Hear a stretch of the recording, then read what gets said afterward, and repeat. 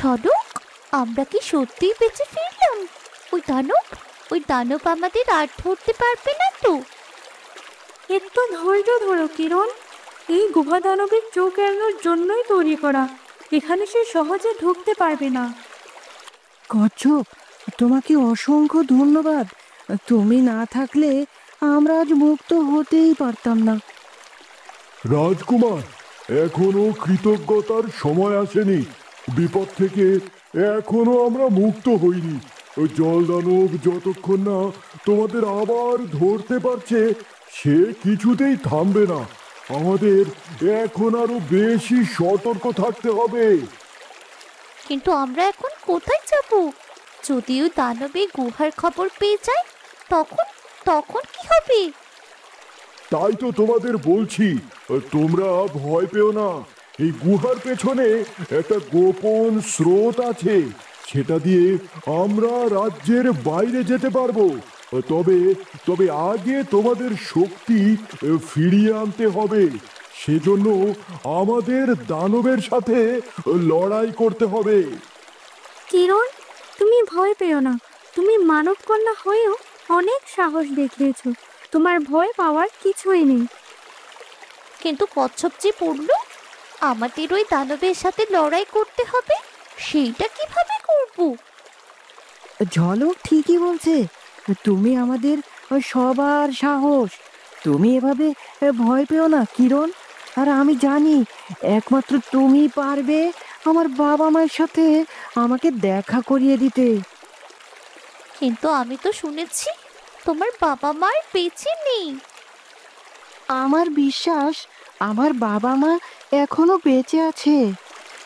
তাহলে তুমি কোনো চিন্তা করো না রাজকুমার, আমরা যেভাবেই হোক তোমার বাবা মায়ের সন্ধান পাবোই পাবো।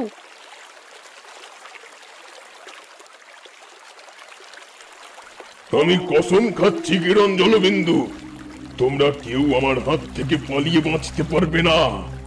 এই সমুদ্র আমার, এই সমুদ্রের প্রতিটি ঢেউ আমার চেনা। আমি তোমাদের খুঁজে বের করবই করব। আমি আগেই বলেছিলাম দাদা, ওদের বিশ্বাস করবেন না। দেখলেন তো কি হলো।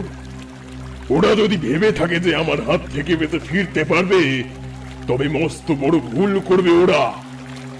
মহারাজ, আমরা চেষ্টা করেছি, পুরো জলরাজ্য তন্ন তন্ন করে খুঁজেছি, কিন্তু কিন্তু ওরা কোথাও নেই। চেষ্টা চেষ্টা দিয়ে কিছু হবে না।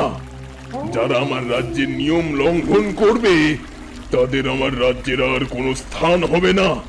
শিগগিরই ওদের আমার সামনে এনে হাজির করো। জি মহারাজ, আমরা এক্ষুনি যাচ্ছি। তারা পালিয়েছে ঠিকই, কিন্তু এটার মানে এই নয় যে তারা নিরাপদ। আমি তাদের খুঁজে বের করব। আর একবার শুধু আমি তাদের খুঁজে পাই, এরপর বোঝাবো জলদানব কি জিনিস। তাদের এমন অবস্থা করব যে আর কখনোই পালানোর সুযোগ পাবে না। আপনি শান্ত হন দাদা, এত উত্তেজিত হওয়া আপনার জন্য ঠিক নয়। ওদের না ধরা পর্যন্ত আমার যে আর কোনো শান্তি নেই বোন। আমরা এভাবে শুধু পালিয়ে বাঁচতে পারবো না। দানবকে না হারালে একদিন না একদিন সে আমাদের ঠিকই খুঁজে বের করবে। আর তাই যে করেই হোক আমাদের এই দানবের মুখোমুখি হতে হবে। মানে কিরণ, তুমি কি সত্যি দানবকে আক্রমণ করতে চাও? ওর শক্তি যে ভয়ঙ্কর। হ্যাঁ চলো, আমি জানি ওর অনেক শক্তি, কিন্তু আমাদের সাহস আর বুদ্ধি যদি একসাথে হয়, তবে আমরা ওকে হারাতে পারবো। কিরণ ঠিকই বলছে। আমি আর পালাতে চাই না। রাজ্যের প্রকৃত রাজপুত্র হয়ে আমাকে আমার মানুষদের বাঁচাতে হবে। তোমাদের দুজনের ভেতরে যে সাহস আছে, সেটাই দানবকে হারানোর প্রথম অস্ত্র। তবে তবে শুধু সাহস যথেষ্ট নয়, দানবের শরীরে এক গোপন দুর্বলতা আছে। দুর্বলতা? সেটা কি কচ্ছপ দাদা? তার হৃদয়ের ভেতরে এক কালো রত্ন আছে। ওটাই তার শক্তির উৎস। যতক্ষণ সেটা থাকবে জলদানবকে কেউ হারাতে পারবে না। মানে আমাদের যেভাবেই হোক সেই রত্ন ভাঙতে হবে? ঠিক তাই, কিন্তু সেটা খুব একটা সহজ নয়। রত্নের কাছে পৌঁছাতে হলে তাকে ভীষণ দুর্বল করতে হবে, আর সেই কাজ শুধু মানব কন্যাই করতে পারবে। আমি আমি কিভাবে করব? তুমি মানব কন্যা বলেই তোমার স্পর্শে তার জাদুর প্রাচীর ভেঙে যাবে। দানবের কালো শক্তি তোমার সামনে টিকতে পারবে না। এটাই তোমার আসল শক্তি। তাহলে আমরা আর দেরি করব কেন? আমাদের একটা পরিকল্পনা তৈরি করতে হবে। হ্যাঁ, আমরা একটা পাত তৈরি করব। এরপর দানবকে ওই গুহার ভেতর টেনে নিয়ে আসবো, আর ওখানেই তার শেষ হবে। ওহো, তাহলে তো দারুণ মজার হবে। তবে আমাদের অনেক সাবধান থাকতে হবে কিরণ। একটু ভুল হলে আমরা সবাই ধরা পড়ে যাব। আমি ভয় পাবো না ঝলক। এবার আমি লড়বো আমার জন্যে, রাজকুমারীর জন্যে, আর এই সমুদ্রের জন্যে। ঠিক আছে, তবে মনে রেখো, এ লড়াই শুধু শক্তির নয়, বুদ্ধিরও। তোমাদের সবার সাহস একসাথে না হলে দানবকে হারানো সম্ভব নয়। তুমি শুধু বলো আমাদেরকে কি কি করতে হবে, আমরা সকলেই প্রস্তুত আছি। ঠিক আছে, আমি তোমাদের সবটা বুঝিয়ে বলবো।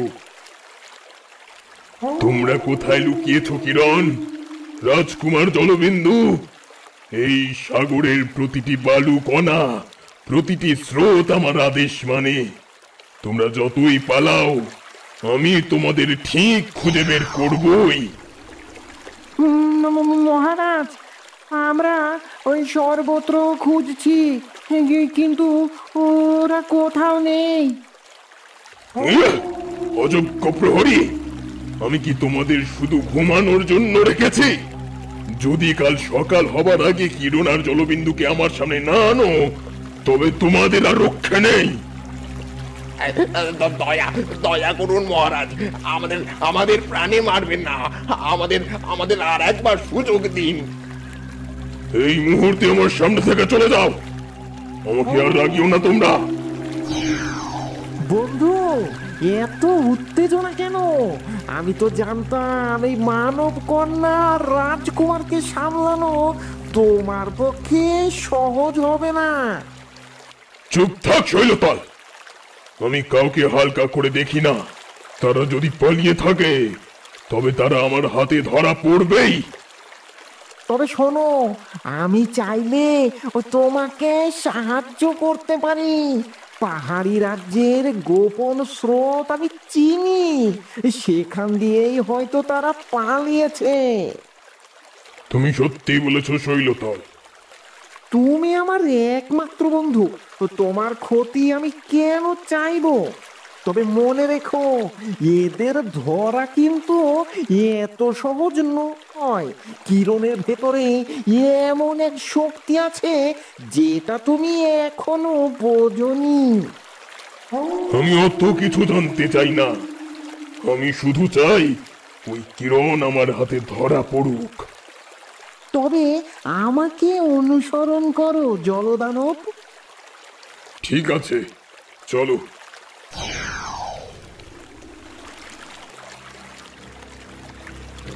শোনো, দানব বাইরে ঝড় তুলেছে, মানে ও আমাদের খুঁজছে। ওর সাথে ওর বন্ধু শৈলতলও আছে।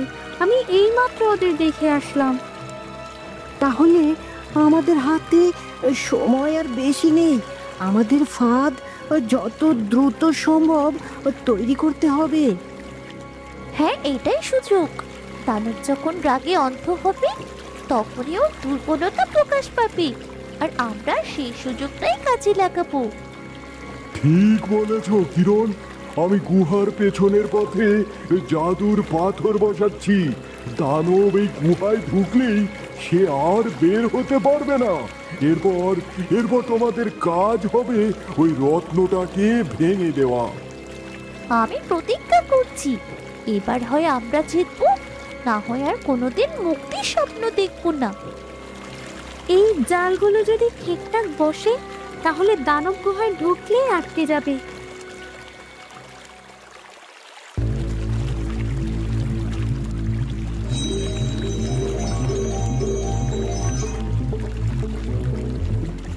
হুঁশিয়ার, এই পাথরগুলোই হবে ওর জন্য আসল ফাঁদ। একবার এর ভেতরে এলে আর বেরোতে পারবে না। আমি প্রতীকগুলো ঠিক করে দিচ্ছি, আলো জ্বললেই বুঝবো ফাঁদ সক্রিয় হয়েছে। এইটাই আমাদের শেষ অস্ত্র। রত্নটা ভাঙলে ফাঁদ সক্রিয় হবে আর দানবও পালাতে পারবে না। আমি তোমাদের শেষবার জিজ্ঞেস করছি, আমরা কি প্রস্তুত? অবশ্যই আমরা প্রস্তুত। এবার আসল কাজ হচ্ছে আমার। তোমরা সকলেই যে যার জায়গায় লুকিয়ে পড়বে আর আমি বাইরে যাব। এমন ভাবে বাইরে যাব যেন দানব আমাকে দেখতে পায়, কিন্তু দানব ভাববে আমি বুঝতে পারিনি ও আমাকে দেখেছে। এরপর আমি আবার গুহায় প্রবেশ করব। এতে করে কি হবে কিরণ? আর এরপর তুমি দেখোই না কি জাদু হয়। তোমরা যে যার জায়গায় লুকিয়ে যাও, আমি বাইরে যাওয়ার জন্য প্রস্তুত হচ্ছি। ঠিক আছে কিরণ, কিন্তু তুমি সাবধানে যাবে, আর কোনো বিপদ বুঝলে আমাদের ডাকবে। ঠিক আছে ঝলক, আমি বাইরে যাচ্ছি।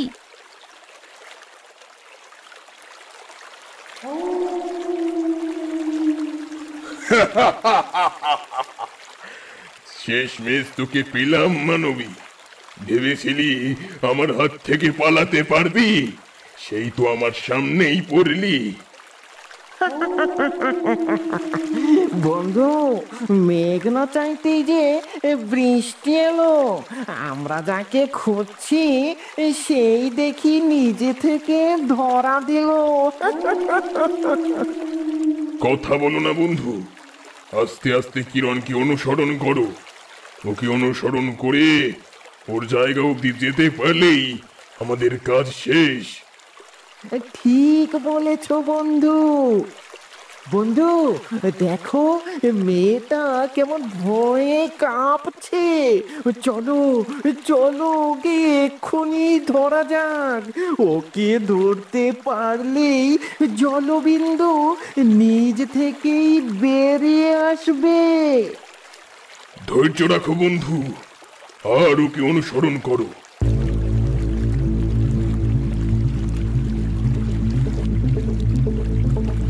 আমাদের প্রথম কাজ শেষ। এবার আমরা দ্বিতীয় ধাপে পৌঁছে গেছি। সবাই সাবধানে থেকো। এবার শুধু কিরণকে ওই দানবের শরীরের রত্ন ভাঙতে হবে। তারপরে আমাদের মুক্তি।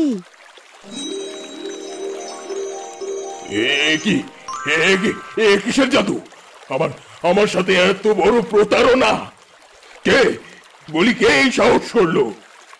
বন্ধু, ওই চারদিক থেকে কেমন যেন একটা আলো জ্বলছে। মনে হচ্ছে আমরা যেন কোনো ফাঁদে পড়েছি। আমাদেরকে বোকা বানানো হয়েছে। হ্যাঁ জলদানব, হ্যাঁ, তোমরা আসলে আমাদের তৈরি ফাঁদে পা দিয়েছো। এতদিন তুমি আমাদের বন্দি করে রেখেছিলে, আজ তুমি নিজেই বন্দি হলে। না না না, তুমি আমাদের কিছুই করতে পারবে না মানবী। আমি এই সমুদ্রের রাজা। তোমরা আমার কৃতদাস ছাড়া কিচ্ছু নও। তোমাদের এত সাহস হয় কি করে? কিরণ, রত্নটা ভাঙো, এটাই শেষ অস্ত্র। দেরি করলেই সব নষ্ট হয়ে যাবে। কিরণ, দেরি করো না, আমাদের মুক্তির একটাই সুযোগ আছে। ভেঙে ফেলো রত্নটা। কিন্তু আমাদের প্রথমে ওই দানবের দ্বিতীয় মাথাটি কেটে ফেলতে হবে। তাছাড়া ওই ভেতরের রত্নটি নিতে পারবো না আমরা। আমার দ্বিতীয় মাথা কাটবি তুই? সামান্য এক মানবী, তোর সাহস দেখে আমি অবাক হয়ে যাচ্ছি। বন্ধু, আমার মনে হচ্ছে আমরা আর টিকতে পারবো না। ওরা আমাদের পরাস্ত করেই ছাড়বে। ওই দেখো চারদিক আগুনের মতো জ্বলছে। এবার পালানোর পালা আমাদের নয়, তোমরা পালাও। জল দানব, বাঁচতে চাইলে পালাও। কিরণ, তাড়াতাড়ি করো, আমাদের শক্তি দুর্বল হয়ে আসছে। দেরি করলে সব শেষ হয়ে যাবে। কিরণ, তাড়াতাড়ি করো। তোর মতো সামান্য মানবী আমাকে হারাবে? আমি সমুদ্রের রাজা, আর আমাকে কিনা এই সামান্য জাদুর শৈবাল আটকে রাখবে? মূর্খ মানবী! বন্ধু, শেকল ভেঙে যাচ্ছে, আমাদের সুযোগ আছে। এবার তুমি তোমার শক্তি প্রদর্শন করো। না, এটা হতে পারে না। এটা কি করে সম্ভব? ওই শয়তান এত শক্তি কোথা থেকে পেল? বোকা মানবী! আমার শরীরের রত্নই আমাকে অসীম শক্তি দেয়। তুই ভেবেছিলি শিকলার ফাঁদে আমি আটকে পড়ব? আমাদের হাতে কিছুই নেই, ফাঁদ ভেঙে গেছে, আমাদের সময় ফুরিয়ে গেছে। কিরণ, এখন ওদের কি হবে? আমরা কি তবে মুক্ত হতে পারবো না? রত্নের সমস্ত শক্তি যে দানব পুনরায় নিজের ভিতরে টেনে নিয়েছে। আজ তোমাদের জীবনটাই শেষ করে দেব। তোমাদের দেহ ভেঙে ফেলবো, আর আত্মাকে বন্দি করে রাখবো সমুদ্রের অন্ধকারে। হায় বিধাতা, এ তুমি কি করলে? আমি যে ব্যর্থ হলাম। না কিরণ, তুমি ব্যর্থ হওনি। আমরা এখনো বেঁচে আছি, মানে আমাদের লড়াই এখনো শেষ হয়নি। এ আলু, এই শক্তি সবই তোর, তাই না? সামান্য একটা ঝিনুক হয়ে তোর এত শক্তি কিভাবে এলো? তবে তবে তোকেই আগে শেষ করতে হবে। না জল দানব, না, তুমি আমার বন্ধুকে মেরো না। ওকে ছেড়ে দাও, প্রয়োজনে আমাকে ধরো।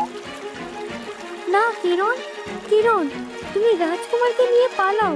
আমার কথা ভেবো না, পালাও কিরণ।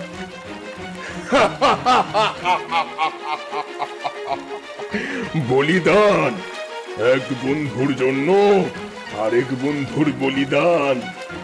ইস, কি অমায়িক দৃশ্য!